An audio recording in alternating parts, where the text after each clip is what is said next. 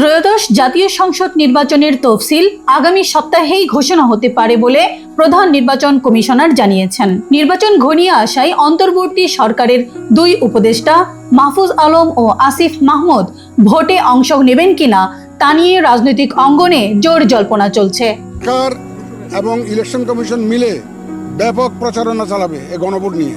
গণভোটের যে বিষয়গুলো, এটা আমাদের একটা প্রচারণার বিশাল অংশ জুড়ে থাকবে। সরকারের ঘনিষ্ঠ একাধিক সূত্র জানিয়েছে, স্থানীয় সরকার মন্ত্রণালয়ের উপদেষ্টা আসিফ মাহমুদ স্বতন্ত্র প্রার্থী হিসেবে ঢাকা 10 আসনে প্রতিদ্বন্দ্বিতা করবেন। তিনি কোনো রাজনৈতিক দলে যোগ দেওয়ার পরিকল্পনা করছেন না। সূত্র বলছে, তফসিল ঘোষণার আগেই তিনি উপদেষ্টার পদ থেকে পদত্যাগ করতে পারেন।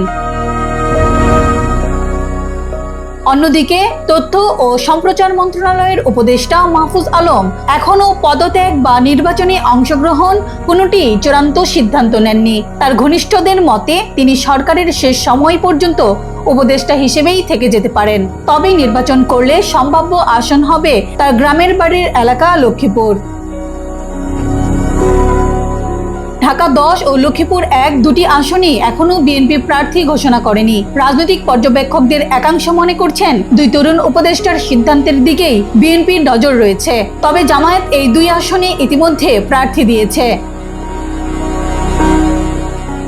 এনসিপির দায়িত্বশীল নেতাদের সঙ্গে কথা বলে জানা গেছে, এই দলটিতে মাহফুজ আলম ও আসিফ মাহমুদের প্রভাব রয়েছে। তারা চেয়েছিলেন বিএনপির সঙ্গে আসন সমঝোতা বা জোট হোক। অনানুষ্ঠানিক আলোচনা হলেও এখন আর সেই সম্ভাবনা নেই। বরং এনসিপি, এবি পার্টি, রাষ্ট্র সংস্কার আন্দোলন, গণ অধিকার পরিষদ ও জেএসডির সঙ্গে তৃতীয় একটি রাজনৈতিক জোট গঠনের আলোচনায় রয়েছে। তবে আপ বাংলাদেশকে জোটে রাখা নিয়ে আপত্তি এবং গণ অধিকার পরিষদে বিভক্ত মতের কারণে জোট তৈরির প্রক্রিয়া স্থগিত হয়ে আছে। জুলাইয়ের গণ অভ্যুত্থানে বৈষম্য বিরোধী ছাত্র আন্দোলনের নেতৃত্ব দেওয়া এই দুই তরুণ উপদেষ্টা এবার রাজনৈতিক ভবিষ্যৎ নির্ধারণের দোরগোড়ায়। প্রতীক্ষা এখন তাদের সিদ্ধান্তের।